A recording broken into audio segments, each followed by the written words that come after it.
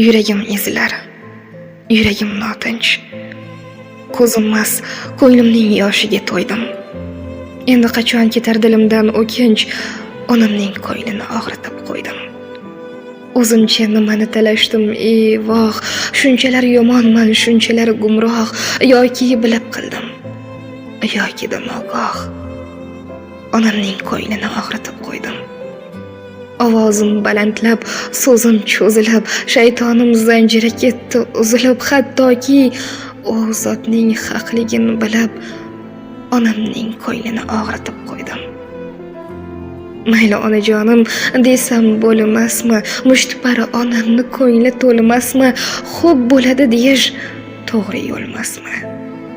Onamning ko'nglini og'ritib qo'ydim.